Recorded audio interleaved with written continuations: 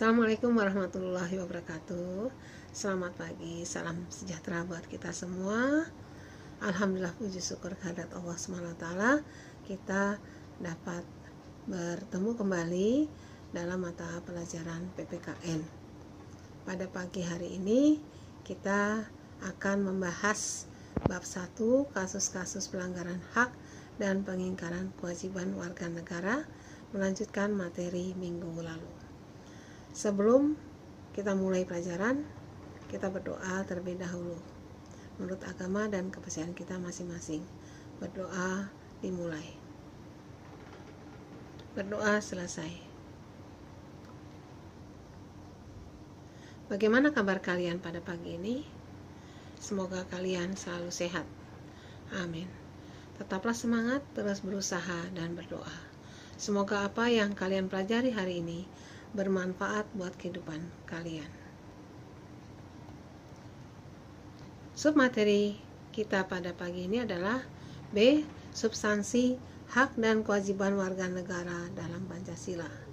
Tujuan pembelajarannya adalah melalui penerapan model discovery based learning, peserta didik dapat menyebutkan 3 macam nilai Pancasila, menjelaskan perbedaan nilai dasar, nilai instrumental, dan nilai praksis Pancasila, menguraikan nilai instrumental Pancasila, menerapkan nilai-nilai Pancasila dalam kehidupan sehari-hari.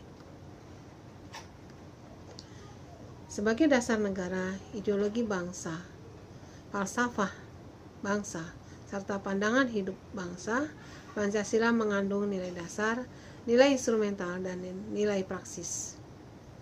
Nilai dasar ini biasanya disebut dengan nilai ideal. Nilai dasar Pancasila. Apa saja nilai dasar Pancasila itu?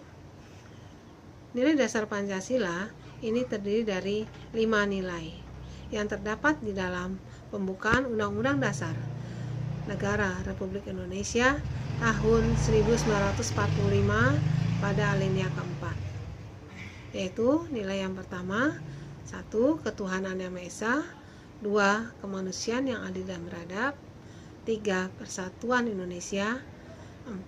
Kerakyatan yang dipimpin oleh hikmat kebijaksanaan dalam permusyawaratan perwakilan, 5. Keadilan sosial bagi seluruh rakyat Indonesia.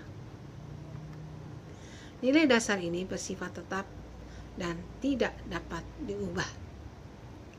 Marilah kita bahas mengenai nilai instrumental Pancasila.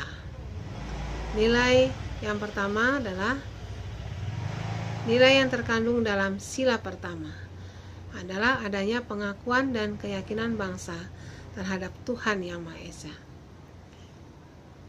Di Indonesia, agama yang diakui secara sah di negara Indonesia itu ada Islam, Kristen Protestan, Kristen Katolik, Hindu, Buddha, dan Konghucu. Keenam agama tersebut semuanya mengakui adanya Tuhan Yang Maha Esa.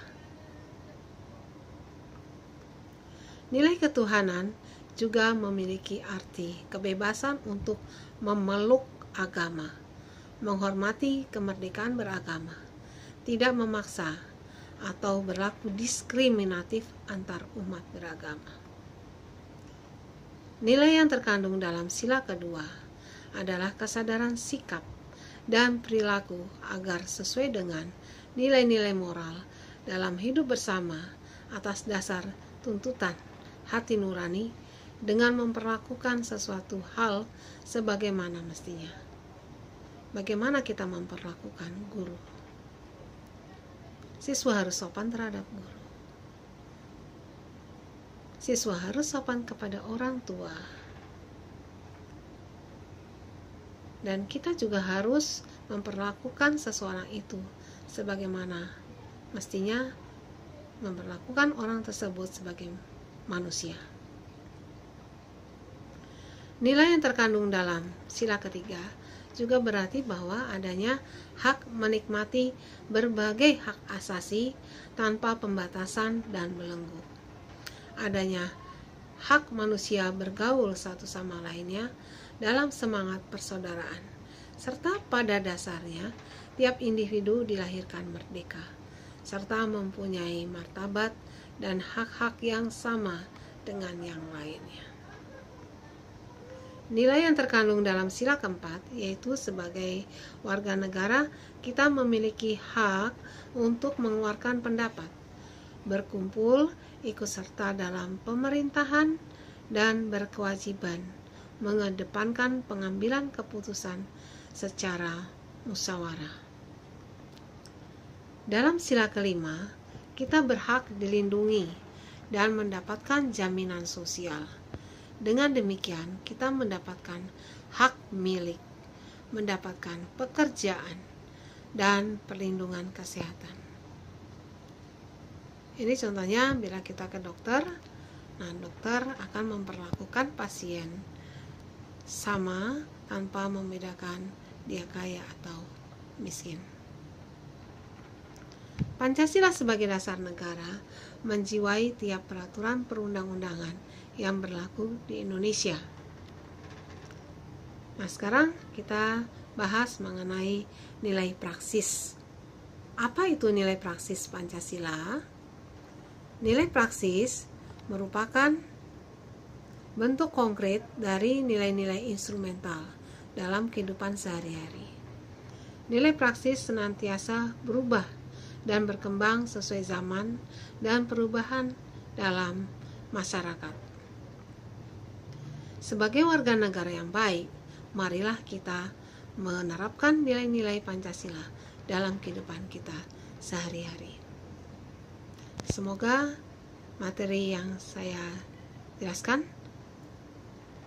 dapat bermanfaat, kalian jelas, paham, dan selanjutnya kita beralih ke asesmen akhir. Di sini Ibu akan memberikan asesmen akhir yang di dalamnya terdapat 5 pertanyaan yang harus kalian kerjakan dan dikumpulkan. 5 pertanyaan itu yaitu: 1. Sebutkan nilai dasar Pancasila. 2. Mengapa nilai dasar Pancasila bersifat tetap, tidak dapat diubah? 3. Jelaskan perbedaan nilai dasar, nilai instrumental, dan nilai praksis Pancasila. 4.